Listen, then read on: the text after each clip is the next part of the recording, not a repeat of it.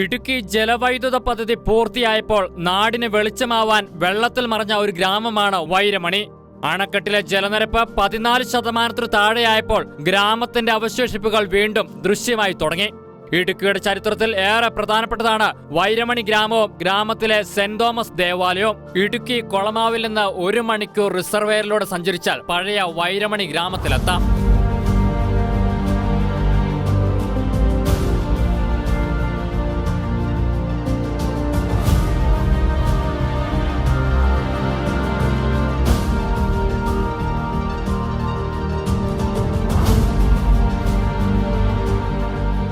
ഇടുക്കി അണക്കെട്ടിലെ ജലനിരപ്പ് താഴ്ന്നതോടെ വൈരമണി പ്രദേശം ഇപ്പോൾ നമുക്ക് കാണാൻ സാധിക്കുന്നുണ്ട്. എൻ്റെ പുറകിൽ കാണുന്ന വൈരമണി പ്രദേശത്ത് വൈരമണി സെന്റ് തോമസ് ദേവാലയം സ്ഥിതി ചെയ്തിരുന്ന ഒരു സ്ഥലമാണ്.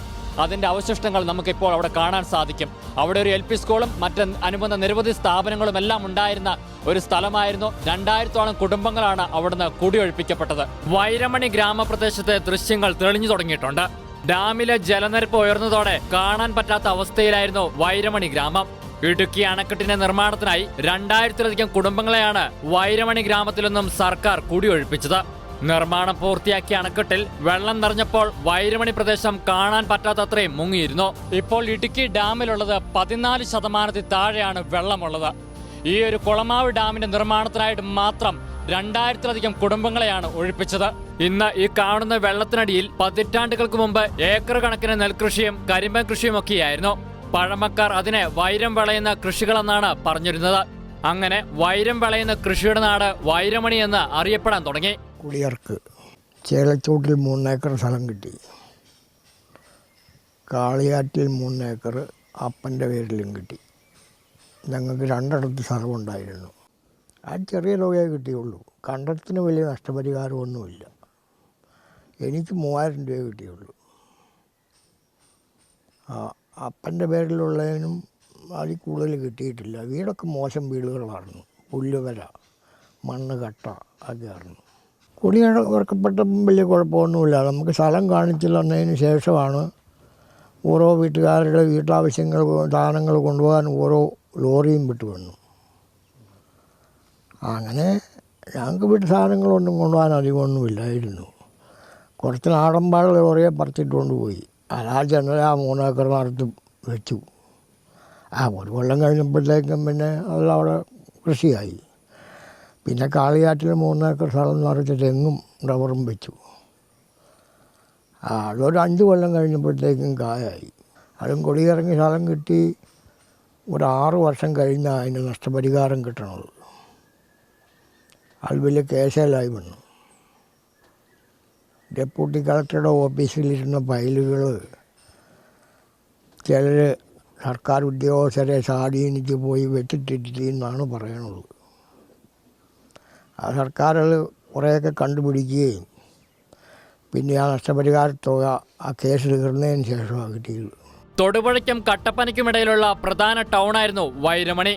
1974-ൽ ഇടുക്കി ഡാമിന്റെ റിസർവെയറിൽ വെള്ളം നിറച്ചപ്പോഴാണ് വൈരമണി ഗ്രാമവും ഗ്രാമത്തിലുണ്ടായിരുന്ന പാലാരൂപതയുടെ സെന്റ് തോമസ് ദേവാലയവും വിസ്മൃതിയിലായത്. നമ്മുടെ ആ ഭാഗങ്ങളിലൊക്കെ നമ്മുടെ ഇടവക്കാരൊക്കെ ഉണ്ടായിരുന്നതാണ്.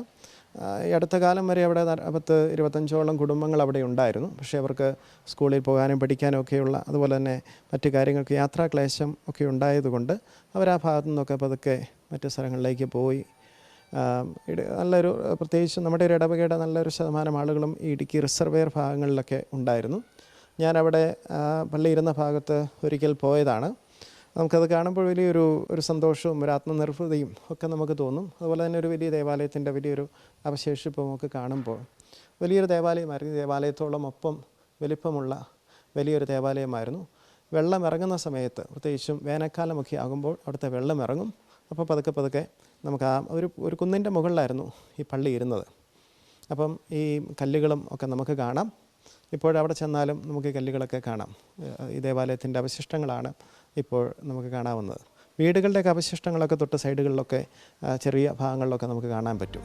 100 വർഷത്തിലധികം പഴക്കമുള്ള വൈരമണി സെന്റ് തോമസ് പള്ളിയുടെ അൾത്താരയും അവശിഷ്ടങ്ങളും ജലനിരപ്പ് താഴ്ന്നതോടെ നമുക്ക് കാണാൻ സാധിക്കും.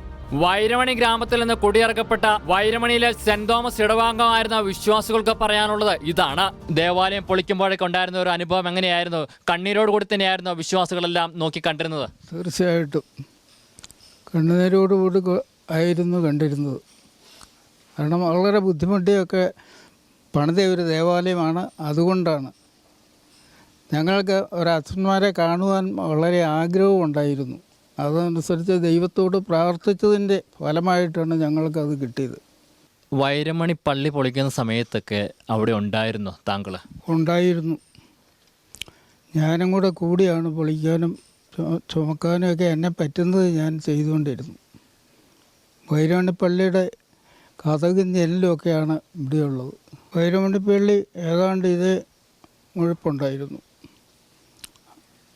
അത് പണിയിപ്പിച്ചത് പ്ലാത്തോട്ടത്തിൽ ചാക്കോച്ചൻ എന്ന് പറഞ്ഞ അദ്ദേഹമാണ് പണിയിപ്പിച്ചത്.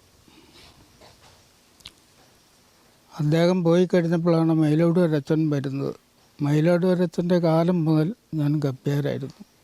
ഈ സർസിപ്പിയുടെ കാലത്ത് ഫുഡ് പ്രൊഡക്ഷൻ സ്കീമിൽപ്പെടുത്തി കൃഷിക്കാർക്ക് വേണ്ടി കൃഷി ചെയ്യാൻ വേണ്ടി കൊടുത്തൊരു സ്ഥലമാണ് പ്രധാനമായിട്ടും. അന്ന് ഭക്ഷ്യക്ഷാമം നേരിട്ടുകൊണ്ടിരുന്ന സമയമാണ്. ലോകമഹായുദ്ധം കഴിഞ്ഞ് രാജ്യം മൊത്തം ഭക്ഷ്യക്ഷാമം നേരിട്ടുകൊണ്ടിരുന്നൊരു കാലത്ത് സർക്കാർ തന്നെ മുൻകൈ എടുത്താണ് ഈ സ്ഥലങ്ങളിലേക്ക് കുടിയേറി കൊടുത്തത്. 100, 200, 300 ഒക്കെ ഏക്കർ വീതം ഓരോ ഭാഗം തിരിച്ച് കൃഷിക്ക് യോഗ്യമായ സ്ഥലങ്ങളാണ് തിരിച്ചു കൊടുത്തിരുന്നത്. അങ്ങനെ കിട്ടിയ ഭാഗമാണ് ഈ വൈരമണി ഏരിയയൊക്കെ. അങ്ങനെയാണ് ആളുകൾ അവിടെ താമസിച്ചു വന്നത്. ആ സമയത്താണ് അതിൽ ഏറ്റവും കൂടുതൽ ആളുകൾ ഉണ്ടായിരുന്നത് ക്രിസ്ത്യാനികളായിരുന്നു. അപ്പോൾ അവരുടെ ഒരു ആഗ്രഹപ്രകാരമാണ് അന്ന് മൂലമറ്റം ഇടവകയായിരുന്നു. ഇവിടുന്ന് ഒരു 20-25 കിലോമീറ്റർ അകലമുള്ള മൂലമറ്റം ഇടവകയായിരുന്നു. അവിടുന്ന് അച്ഛൻ വന്ന് അവിടെ ഒരു ചെറിയ ഷെഡൊക്കെ പണിത് അവിടെ ആരാധനയൊക്കെ തുടങ്ങിയത്.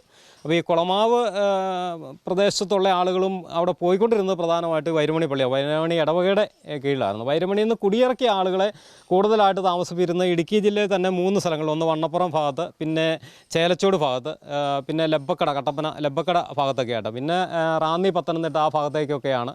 പിന്നെ കാളിയാറ് മേഖലകളിലും ഒക്കെ ആയിട്ടാണ് കുടിയിറങ്ങി താമസം. അപ്പോൾ ആളുകൾ കുടിയിറക്കി വിട്ട ആളുകൾ ഭൂരിഭാഗവും ആ ഭാഗത്തേക്കാണ് താമസം പോയിരിക്കുന്നത്. അന്ന് പ്രധാനമായിട്ടും കുടിയിറക്കപ്പെട്ട ഇവിടുന്ന് പോയി കഴിഞ്ഞാൽ മയ്യന്ന, പിന്നെ കിളിവള്ളി, പിന്നെ മുത്തിക്കണ്ടം, മേമാരി, പിന്നെ ഈ വൈരമണി ഉൾപ്പെടെ കുറേ സ്ഥലങ്ങളുണ്ട്. അങ്ങനെ അങ്ങ് അയ്യപ്പൻകോല് വരെയുള്ള ഏരിയ ഉണ്ട്. ആ ഏരിയയിലുള്ള ആളുകളെല്ലാമാണ് ഇവിടുന്ന് കുടിയിറക്കി വേറെ സ്ഥലങ്ങളിലേക്ക് വിട്ടത്. വൈരമണി ഏരിയയിൽ ഞാൻ വരുമ്പോൾ അന്ന് പള്ളിയുണ്ട്.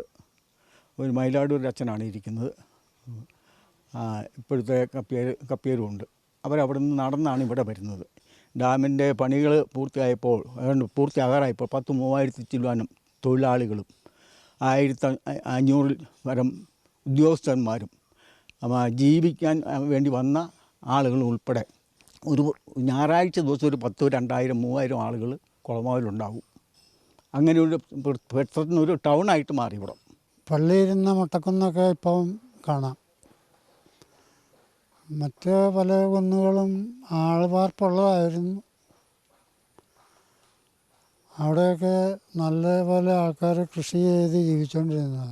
ഈ ഡാമിൻ്റെ ആവശ്യത്തിന് വേണ്ടി ഒഴിപ്പിച്ചതാണ്. നമ്മുടെ തൊടുപുഴ ഇത്ര ഡെവലപ്പ് ആകുന്നതിന് മുമ്പ് തന്നെ അതിനോടൊപ്പം തന്നെ എല്ലാ കച്ചവട സ്ഥാപനങ്ങളും ആരാധനാലയങ്ങളും എല്ലാം ഉണ്ടായിരുന്ന ഒരു സ്ഥലമായിരുന്നു വൈരമണി. ഒരുപക്ഷെ ഡാം വന്നില്ലായിരുന്നെങ്കിൽ ഒരുപക്ഷെ ഹൈറേഞ്ചിലേക്ക് എൻട്രൻസ് ചിലപ്പം വൈരമണി ആയേനെ. അത്രയ്ക്കും ആ സമയത്ത് ഡെവലപ്ഡ് ആയിട്ടുള്ള സ്ഥലമായിരുന്നു വൈരമണി. പക്ഷേ ഇപ്പോൾ കുളമാവ് എന്ന് പറയുന്നത് അതിനുശേഷം ഡാം വന്നതിന് ശേഷം തന്നെ ഇവിടെ ഇടുക്കി ജില്ലയിലെ എല്ലാ പ്രധാനപ്പെട്ട ഓഫീസുകളും, district education office, SP office, അതുപോലെ തന്നെ നമ്മുടെ ചീഫ് എഞ്ചിനീയർ ഓഫീസ്, ഇതെല്ലാം കുളമാവിലായിരുന്നു. ഇടുക്കിയിലെ എല്ലാ വശത്തു നിന്ന് ആളുകളോട് വന്നുകൊണ്ടിരുന്നായിരുന്നു. അത്ര തിരക്കുള്ള സ്ഥലമായിരുന്നു. പക്ഷേ തൊടുപുഴ ഡെവലപ്പായപ്പോൾ ഇവിടെ നിന്നുള്ള സർക്കാർ സ്ഥാപനങ്ങളെല്ലാം അങ്ങോട്ട് പറിച്ച് നടപ്പെട്ടു. കുറച്ച് കട്ടപ്പനയ്ക്ക് പോയി. അപ്പോൾ ഇത് കുളമാവ് ഇപ്പോൾ ശരിക്കും കുളമാവിലെ ഗവൺമെൻറ് സ്ഥാപനം എന്ന് പറയുന്നത് ഒന്ന് നവോദയ സ്കൂളാണ്, ഒന്ന് നേവിയുടെ ഒരു റിസർച്ച് സെൻറ്റർ ഇവിടെ ഉണ്ട്. ഈ 2 സ്ഥാപനങ്ങൾ ഇപ്പോൾ കുളമാവിലുള്ളൂ. 5 പതിറ്റാണ്ടുകൾക്ക് മുമ്പ് വരെ വൈരമണി ഗ്രാമത്തിലെ ആളുകൾ പ്രാർത്ഥിക്കുവാനായി ഒത്തുചേർന്ന സെന്റ് തോമസ് ദേവാലയം വിട്ടുകൊടുത്തു. ഇന്ന് വൈരമണിയിൽ നിന്ന് 4 കിലോമീറ്ററിനടുത്ത് കുളമാവി സ്ഥിതി ചെയ്യുന്ന പാലാരൂപതയുടെ സെന്റ് മേരീസ് ദേവാലയം നിർമ്മിച്ചിരിക്കുന്നത് വൈരമണി ദേവാലയത്തിന്റെ ജനലും കട്ടളയും അടക്കം ഉപയോഗിച്ചാണ്. ഡാം നിർമ്മിക്കാൻ പാലാരൂപത ദേവാലയം വിട്ടു നൽകിയപ്പോൾ സർക്കാർ മറ്റൊരു സ്ഥലം നൽകിയെങ്കിലും 50 വർഷമായിട്ടും ആ സ്ഥലത്തിന് സർക്കാർ പട്ടയം നൽകിയിട്ടില്ല. വൈരമണിയിൽ നമുക്ക് ഏകദേശം 8 ഏക്കറോളം സ്ഥലം നമ്മുടെ ദേവാലയത്തിനുണ്ടായിരുന്നു. പള്ളിയുണ്ടായിരുന്നു, പള്ളിമുറി ഉണ്ടായിരുന്നു. അപ്പം അതിന് പകരമായിട്ട് നമുക്ക് ഒരു ഭാഗത്ത് 8 ഏക്കറോളം സ്ഥലം കിട്ടി. പക്ഷേ അതൊരു കുഴിക്കകത്തായിരുന്നു. നമുക്ക് അങ്ങോട്ടേക്ക് യാത്രാക്ലേശം വളരെ ഉണ്ടായിരുന്നു. അപ്പോൾ അതുകൊണ്ട് പിന്നീട് നമുക്ക് വഴി സൈഡിലായിട്ട് നമുക്ക് ഏകദേശം 2 ഏക്കറോളം സ്ഥലം നമുക്ക് കിട്ടിയിട്ടുണ്ട്. പക്ഷേ അതിന് പട്ടയം നമുക്ക് ലഭിച്ചിട്ടില്ല. തീർച്ചയായിട്ടും നമുക്ക് ന്യായമായിട്ട് കിട്ടേണ്ട ഒരു അവകാശമാണ്. പക്ഷേ നമുക്കത് കിട്ടിയിട്ടില്ല. നമ്മളതിനു വേണ്ടി ശ്രമിക്കുന്നുണ്ട്. കൊളമാവിൽ ദേവാലയം ആരംഭിച്ച നാളുകളിൽ ആ നാടിന്റെ ഉന്നമനത്തിനായി പ്രവർത്തിച്ചത് പാലാ രൂപതയിലെ തിരുഹൃദയ സന്യാസിനിമാരാണ്. ഇവിടെ വന്ന് നോക്കിയപ്പം ഇവിടെ പാവങ്ങളെന്ന് പറഞ്ഞാൽ ഒന്നും ഇല്ലാത്ത ഒരു ജനതയാണ് ഇവിടെ കണ്ടത്. ഒരു വീടോ കക്കൂസോ യാതൊന്നുമില്ല. എന്നിട്ട് ഈ പുല്ലുകൊണ്ട് മേഞ്ഞ കുറച്ച് വീടുകളുണ്ട്. ആ വീട്ടിലാണെങ്കിൽ തന്നെ മുഴുവനും പുഴുവും മഴയൊക്കെ വരുമ്പോഴത്തേനും കയറി വളരെ ദയനീയമായ ഒരവസ്ഥയായിരുന്നു. ഭക്ഷണം പോലെയുള്ള ആൾക്കാർ വളരെ ചുരുക്കമായിരുന്നു. ഞങ്ങളതുകൊണ്ട് മൂലമായിട്ട് തിന്ന ഭക്ഷണവും വസ്ത്രങ്ങളും എല്ലാം മരുന്നും എല്ലാമായിട്ട് ആഴ്ചയിൽ ഒരു ദിവസം ഇവിടെ വന്ന് ജോലി ചെയ്തു. അത് കഴിഞ്ഞ് ആദ്യമായിട്ട് ചെയ്തത് ജർമ്മനിയിൽ നിന്നും പ്രോജക്റ്റുകൾ എടുത്തിട്ട് കക്കൂസ് പണിത് കൊടുക്കരുത്. 250 കക്കൂസുകളും ഈ പ്രദേശങ്ങളിൽ എല്ലായിടത്തും, കുളവിൽ മാത്രമല്ല കുളമാവിൻ്റെ അടുത്ത പ്രദേശങ്ങളിലും ഇവിടെയായിട്ട് പണിയിപ്പിച്ചു കൊടുത്തു. ഒരു കക്കൂസ് പണിയാനൊക്കെ വേറെ വീടുകളിൽ ചെല്ലുമ്പോൾ വീട്ടുകാരെന്ത് ചെയ്താൽ സമ്മതിക്കില്ല. അവർ പറയുന്നത് ഇത്രയും വനങ്ങൾ ഇവിടെയുള്ളപ്പം എന്തിനാ ഈ വീടിൻ്റെ അതൊരു കക്കൂസ് പണിത് വെച്ചേക്കുന്നത്, അപ്പോൾ അങ്ങനെ അത് വൃത്തികേടല്ലേ, ഞങ്ങൾ സമ്മതിക്കില്ലെന്ന് പറഞ്ഞ് ആദ്യകാലങ്ങളിൽ പിന്നെ ഞങ്ങൾ ഈ ആൾക്കാരെ എല്ലാം വിളിച്ചു കൂട്ടി ക്ലാസ്സുകൾ നൽകി. ഈ കക്കൂസിൻ്റെ ആവശ്യം എന്നതാ, അതുകൊണ്ട് ടൈഫോയിഡ് മുതലായ അസുഖങ്ങളെല്ലാം വരുന്നു. മഴ പെയ്യുന്നു, നേരം വെള്ളം പോയി കിണറ്റി ചാടുന്നു. ആ വെള്ളം എടുത്ത് കുടിക്കുകയൊക്കെ ചെയ്ത് കഴിയുമ്പോഴത്തേനും ഒത്തിരി പ്രശ്നങ്ങൾ വരുന്നതുകൊണ്ട് നിങ്ങൾ അത്യാവശ്യമായിട്ട് നിങ്ങൾക്കൊരു കക്കൂസ് വേണമെന്ന് പറഞ്ഞാണ് നിർബന്ധപൂർവ്വം. അതും അവരാരും ഒരു വീടിൻ്റെ അകത്തോ വീടിൻ്റെ അടുത്തോ തന്നെ സമ്മതിക്കില്ലായിരുന്നു. ഏറ്റവും വീട്ടിൽ നിന്ന് അകന്ന സ്ഥലമുള്ളിടത്തായിരുന്നു കക്കൂസ് പണിപ്പെട്ടിരുന്നത്. അങ്ങനെ ഒരു 250 കക്കൂസോളം അന്ന് എല്ലാ സ്ഥലത്തുമായിട്ട് പണിയിപ്പിച്ചു കൊടുത്തു. ഇടുക്കി ഡാമിന്റെ വ്യാപാര സ്ഥാപനങ്ങളും സ്കൂളുകളും ദേവാലയം ഉൾപ്പെടുന്ന ഹൈറേഞ്ചിലെ പ്രധാന ജനവാസ മേഖലയായിരുന്ന വൈരമണിയെക്കുറിച്ച് പറയുമ്പോൾ ഇടുക്കി ഡാമിന്റെ നിർമ്മാണത്തിനും രാജ്യത്തിന്റെ തന്നെ വികസനത്തിനുമായി തങ്ങളുടെ എല്ലാമായിരുന്ന കിടപ്പാടവും ദേവാലയവും സ്കൂളും അടക്കം വിട്ടുകൊടുത്ത മഹാത്യാഗത്തിന്റെ കഥയാണ് ഇവർ ഷെക്കേന ന്യൂസിനോട് പങ്കുവച്ചത്. ഇടുക്കി കൊളമാവിൽ നിന്ന് ക്യാമറമാൻ ആഷിഖ് ജോസഫിനൊപ്പം അജീഷ് സാലു, ഷെക്കേന ന്യൂസ്.